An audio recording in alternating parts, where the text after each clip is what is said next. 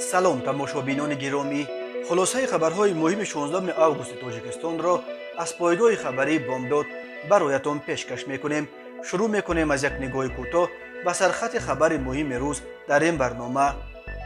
путин дипломати форсидонро сафири нави русия дар тоҷикистон таъин кард. мотам дар оилаи президент, хоҳараруси президент аз олам чашм пӯшид. нахустин қатораи мусофирбар аз кӯлоб роҳии волгогради русия шуд. аз мазори султон увайси қаранӣ дар намангон як китоби қадимаи қуръонро дуздиданд. барон бо абдурозиқ оштӣ кард ё ин бозӣ буд? сӯхтори маргбори мошини пури бензин дар чорбед. ва акнун тафсилоти хабарҳо. президенти русия Владимир Путин рӯзи 16 августи соли 2022 бо судури ду фармон сафири кишвараш дар тоҷикистонро иваз кард.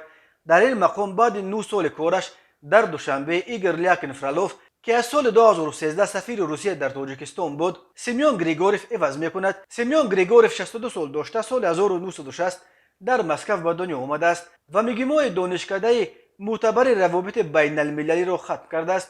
бино ба тарҷумаи ҳоли расмияш ба чанд забон аз ҷумла ба англисӣ, форсиву дарӣ ва пушту балад буда озодона суҳбат мекардааст.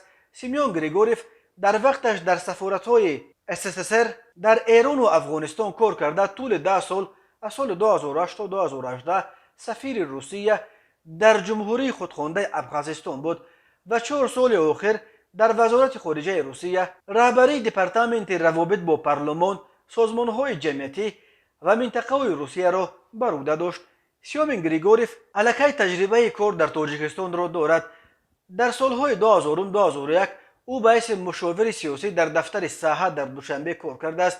Игор Лякин Фролов, ки рӯзи 2 сентябр соли ҷорӣ ба синни 74 мерасад, ба эҳтимоли ғолиб бо тарки мақомаш дар Тоҷикистон ба нафақа гуселонида хоҳад шуд. ба фарқ аз дипломатҳои ғарбӣ, ки дар пайи таъиноташон ба Тоҷикистон кӯшиш мекунанд то забони тоҷикиро ёд бигиранд ва бо мардум ва ҳатто дар ҷаласаҳои расмӣ бо забони тоҷикӣ суҳбат кунанд, дипломатҳои рус дар Тоҷикистон ҳамеша кӯшиш мекунанд ки ба забони русӣ ҳарф зананд ва ба омӯхтани забони тоҷикӣ алоқаи чандоне нишон намедиҳанд.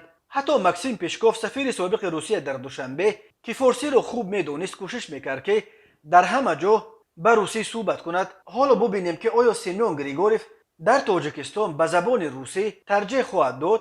Русия шарики асосии стратегии Тоҷикистон эътироф шуда, дар ин кишвар бузургтарин пойгоҳи ҳарбии хориҷиашро бо зери 7000 афсару аскар ҷойгир кардааст. ҳукумати кунунии Тоҷикистон ҳузури пойгоҳи 201 Русияро дасти кам то соли 2042 тамдид карда, онро як кафили асосии таъмини собот ва амният дар ҷумҳурӣ ва минтақа мешуморад. Тоҷикистон на фақат аз лиҳози сиёсӣ, балки аз нигоҳи иқтисодӣ низ сахт вобасти Русия аст, чунки беш аз 1 миллион нафар ё қариб нисфи аҳолии қобили кораш ҳар сол ба ҷустуҷӯи кор ба Русия мераванд. рӯзгори аксари оилаҳо дар Тоҷикистонро асосан пулҳое таъмин мекунанд, ки муҳоҷирони тоҷик аз Русия ба ватан ба наздикони худ мефиристанд. соли 2021 аз Русия ва асосан бо шарофати муҳоҷирони корӣ ба Тоҷикистон $1.8 миллиард пул фиристоданд. хоҳараруси президенти Тоҷикистон Эмомалӣ Раҳмон, ҳамсари боҷааш Файзиддин Нахшов, модари Амриддин Нахшов, раиси ширкати тиллошӯии Нахш шоми ҷумъа 12 августи соли 2022 дар синни 67 аз олам чашм пӯшид ва рӯзи шанбе 13 август дар маркази ноҳияи Данғара ба хок супорида шуд. манобеи пойгоҳи хабарии бомдод аз Данғара, ки дар маросими намози ҷаноза ва дафни хоҳари Азизмо Раҳмонова дар Данғара иштирок доштанд, хабар доданд, ки марҳум чанд сол боз аз бемории саратон ранҷ мекашид. ӯ ҳамсари Файзиддин Нахшов, мудири пешини шӯъбаи 4 Амонатбонк дар ноҳияи Синои шаҳри Душанбе буд. шафари ӯ соли 2018 даргузашт. ҳамсуҳбатони бомдод ҳамчунин хабар доданд, ки аксари аъзои оилаи бузурги президент Эмомалӣ Раҳмон ва ҳамин тавр хонаводаи низ бузурги Асадуллозодаҳо қариб ҳама дар маросими видо иштирок доштанд. яке аз ҳамсуҳбатони мо дар бораи иштироккунандагони ин маросим гуфт, намози ҷанозаро худи муфтӣ Саидмукаррам Абдулқодирзода хонд. ба ғайр аз худи президент, ки дар сафари корӣ дар вилояти Согд қарор дошт, қариб ҳама буд. Рустамро дидан онҷо, Озода Раҳмонро, دیگر فرزندان و دامادهای پرزیدنت را چندین وزیر دنقره هم بود آنجا. حسن اسدالله‌زاده رئیس اوریون بانک در مرگ خواهرش جامه و طاقی پوشیده به میانش لوکی بسته بود و همچون ماتمدار مردم را بیا و برو داشت. قرار بود روز 13 آگوست فرزانه امامعلی دختر خردی پرزیدنت امامعلی رحمان و سفر رحمان پسر دادستانی کل تاجیکستان یوسف رحمان برگزار شود. منابع بامداد میگویند که توی فرزانه و سفر به سبب مرگ خوله عروس به قفا گذاشته شد. سامانه اپوزیسیونی اصلاح خبر داد که قرار بود روزهای نزدیک اشرف گلوف سفیر تاجیکستان در ترکیه و پروینه رحمانووا دختر چهارم پرزیدنت نیز دخترشان را به سفر دهند، ولی به دلیل درگذشت خوله پروینه شاید این توی هم به تأخیر بیفتد و یا به شکل خاکسارانه برپا شود.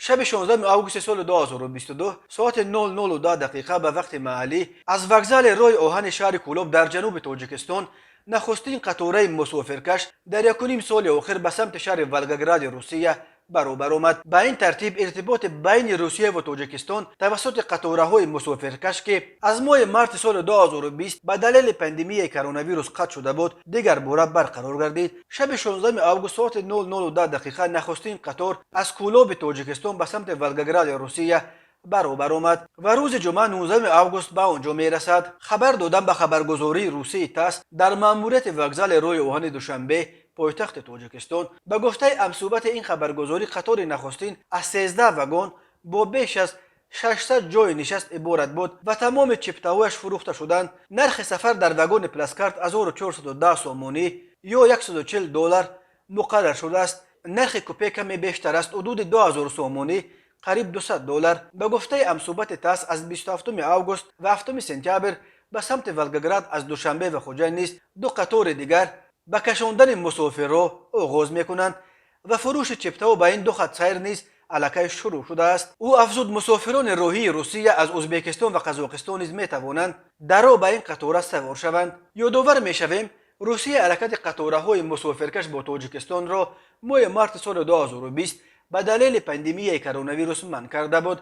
حرکت هواپیماها بین دو کشور الکی از 1 اپریل سال 2021 از سر گرفته شد، ولی برقرار کردن حرکت‌های قطارهای مسافرکش 1.5 سال طول کشید. تماشابینان عزیز، یادآور می‌شویم خلاصه مهمترین اخبار تاجیکستان را از پایگاه خبری بامداد تماشا دارید. برنامه را ادامه می‌دهیم. ریاست کارهای داخلی ولایت نمنگان ازبکستان خبر داد که شب 9 به 2 آگوست سال 2022 از مزار سلطان اویس قرنی در دهه بلقلیقول نویه چارتوق یک نسخه دستنویس قرآن را که قریب 150 سال قبل سال 1874 کتابت شده است دزدیدند. به گفته پلیس این حادثه تخمینا ساعت 12 شب روی داده. دزدان که دست کم 2 نفر بودند به سمت نامعلوم غیب زدند. در رابطه با این دزدی پر سر و صدا پرونده جنایتی گشوده شد. جریان تفتیش آن تحت نظارت رهبران میلیس و دادستانی ولایت قرار دارد. این نسخه قرآن از ابریشم تیار کرده شده از 426 صفحه عبارت است. این بار اول نیست که کتاب‌های تاریخی قرآن در ازبکستان مورد دزدی و قاچاق قرار می‌گیرند. سال 2019 مقامات امنیتی این کشور از کوشش به خارج برآوردن یک نسخه صفحه‌هایش طلاکاری کرده شده قرآن پیشگیری کنند. آن نسخه قرآن هنوز در عصر 16 کتابت شده. ارزش احتمالیش 1,800,000,000 سوم ازبکی یا بیش از $170,000 گفته می شود. مزار سلطان اویس قرنی در دهه بلقلیقول نویه چارتوق از آرامگاه این مرد ولی یک مسجد برای 1200 نمازگزار، کتابخانه و نظرخانه عبارت بوده یک مکان برای مسلمانان مقدس به شمار می رود. به اینجا از دیگر کشورهای آسیای مرکزی نیز برای زیارت زیاد می آیند. سلطان اویس قرنی بنابر روایت ها زاده یمن بوده در زمان پیامبر اسلام محمد زندگی کردند و در پنگ کردن دین اسلام خدمت‌های بزرگی کرده است. باور می رود که سلطان اویس قرنی برای تبلیغ دین اسلام به قلمرو ازبکستان کنونی آمده در همین جا خاک شده باشد، ولی چنین مزارهای این مرد ولی در چندین کشور دنیا موجود است، از جمله در سوریه، ترکیه، قزاقستان، تاجیکستان. در ازبکستان باشد 2 مزار سلطان اویس قرنی موجود بوده است، یکی در قرقلپوکستان و یکی دیگر در چارتوق نمنگان. در تاجیکستان نیز مزار سلطان اویس قرنی در نویه خوولینگ جایگیر شده. سال 2006 با دستور پرزیدنت امامعلی رحمان ترمیم و بازسازی شد. امام رامون ضمن سفرهایش به خوولینگ همیشه از این مزار زیارت میکند. بارون ریپسرو و پرودیوسر جوان توجک که روز 15 آگوست سال 2022 از سفرش به دبی خبر داد برابر رسیدن به امارات متحده عرب، ویدیوی را امرو با دستپرورش عبدالرزاق نشر کرد. در ویدیو دیده می شود که بارون و عبدالرزاق که ماه نوامبر سال 2021 با جنجال از یکدیگر جدا شدند، در یک آشخانه نشستند و با هم شوخی و خنده می کنند.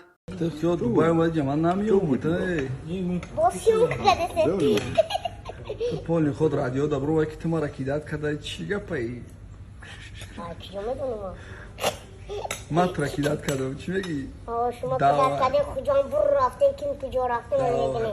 پشت نو بالون چی برا پاشارنیک. جواب میدهد عبدالرزاق و شوخی آمیز با کرد و چنگک دستش به طرف بارون تهدید میکند.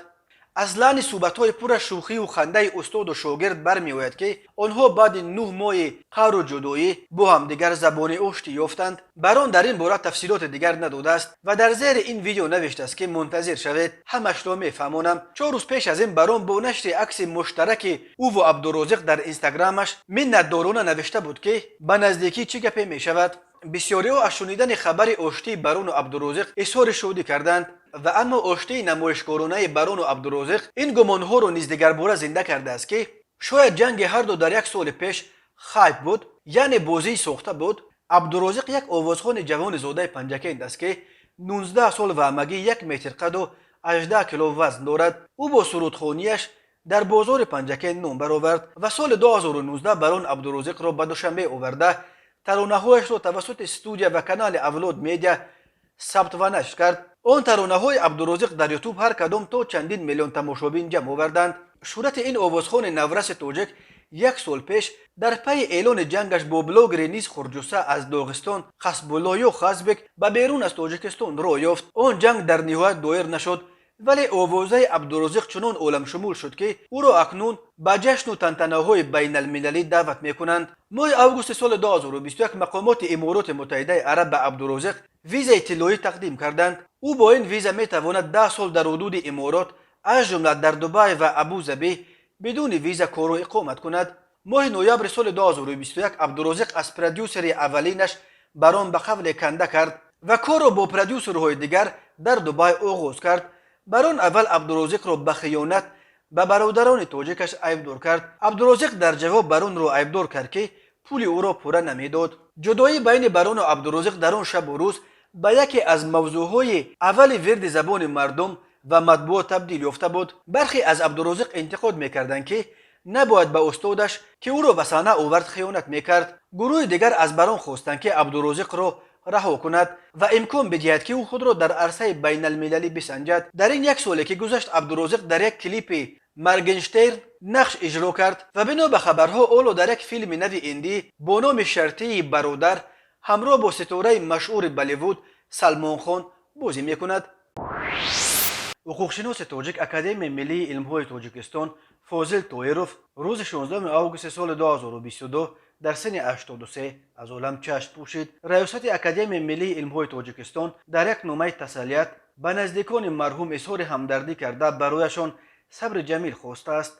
ریاست اکادمی گفت اکادمیک فاضلوف طاهر پس از بیماری طولانی عالم فانی را پدرود گفت. درباره از چه بیماری رنج بردن دانشمند شناخته چیزی گفته نشده است. فاضل طاهروف سال 1939 در کون بودم به دنیا آمده. سال 1966 رشته تاریخ و حقوق دانشگاه دولتی تاجیکستان را ختم کرده 30 سال در همین دانشگاه و بعداً از سال 1995 سالهای زیادی در اکادمی علم‌ها کار کرده است. فاضل طاهروف هنوز سال 1988 صاحب عنوان دکتر علم‌های حقوق شناسی و سال 1990 سزاوار عنوان پروفسور شده.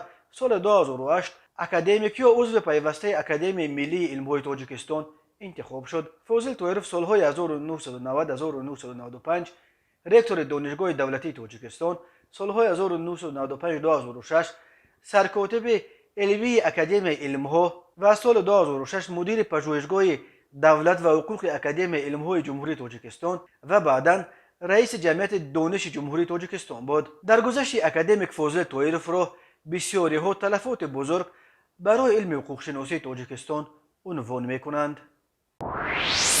و حالا یک مرور کوتاه به اخبار کریمینالی و حادثه های ناخوش روز. کمیته حالتهای فوق‌العاده تاجیکستان خبر داد که شب 15 آگوست سال 2022 تخمینا ساعت 22:10 بر اثر در گرفتن یک ماشین بنزینکش در کنار یک نقطه سوزشواری در جماعت دیهات چاربید نویه اسماعیل سامانی شهر دوشنبه یک ساکن کوچه زحمت آباد که در نقطه فروش مواد سوخت کار میکرد به هلاکت رسیده، 2 نفر دیگر جراحت برداشتند. بنا به گزارش سردار بخش حالتهای فوق‌العاده نویه ورزاب، یک ماشین تمغه کماز که متعلق به شرکت سارا اویل بوده و بنزین میکشید در نزد آشخانه دولتوفا در جماعت چاربید به سبب‌های نامعلوم آتش گرفت. آتش به آشخانه رسیده و این بنا را پوره به کام خود کشیده است. به اطلاع سردار بخش حالتهای فوق‌العاده در این سوختار، یک کارمند نقطه تامین سوزشواری به هلاکت رسیده، 2 شهروند دیگر با جراحت‌های گوناگون به بیمارستان انتقال داده شدند. شخص ففتیده ساکن کوچه زحمت آباد شهر دوشنبه بوده، 28 سال داشته است. جراحت برداشتگان یک ساکن 42 ساله جماعت دیهات خرنگان نویه ورزاب و دومی ساکن دیهه وحدت جماعت دیهات سامانی نویه ایسار بوده، 45 سال داشته است. اولی 92% اعضای بدنش در این سوختار سوخته و دومی با 44% بدن سوخته بستری کرده شده است. حال ساکن خرنگان را دختران وزنین ارزیابی میکنند. مقامات حفظ حقوق سبب سر زدن سوختار را تحقیق میکنند. 15 آگوست سال 2022 تخمینا ساعت 17:00 راننده автомашین تمغه اوپل استرا دولتوف تغیی سال تولدش 1955 ساکن شهر کولوب هنگام حرکت در شهرهای دوشنبه کولوب در حدود جماعت دیهات صفابخش نویه دنغره از عهده اداره واسطه نقلیات نبرآمده به автомашین تمغه تویوتا کرولا تحت اداره کوبولیف کمال‌الدین سال تولدش 1979 ساکن شهر کولوب برخورده است. در نتیجه مسافر автомашین تمغه تویوتا کرولا توردی و میجگانه سال تولدش 1986 ساکن شهر مذکور جراحت وزنی جسمانی برداشته در جای حادثه به هلاکت رسیده است. مسافر دیگر امین автомашین شریف و عاقل‌ما سال تولدش 1960 ساکن نویه رودکی و مسافر автомашین تمغه اوپل استرا سلیم و فیروزه سال تولدش 1977 ساکن نویه رودکی جراحت‌های گوناگون جسمانی برداشته در بیمارخانه به هلاکت رسیدند. از روی این حادثه ها تحقیقات ادامه دارد. هر سال بر اثر صدمه ها در راه‌های تاجیکستان تا 400 نفر به هلاکت رسیده، بیش از 1200 تن دیگر معیوب می شوند. در نتیجه برگزار نمودن چاره‌بینی‌های اپراتیوی جستجویی از جانب کارمندان میلیتسیا، مرد 38 ساله ساکن شهر کولوب با گمان قصداً رسانیدن ضرر وزنین به سلامتی دستگیر کرده شد. نامبرده 14 آگوست سال 2022 تخمینا ساعت 15:00 در صحن اولیه استقامتیشان با برادرش مرد 43 ساله ساکن شهر مذکور جنگ و جنجال کرده با کارد 1 مرتبه به طرف چپ گردنش زده است. در نتیجه جبر دیده جراحت وزن جسمانی برداشته در بیمارخانه بستری گردیده است. از روی این حادثه تفتیشات ادامه دارد.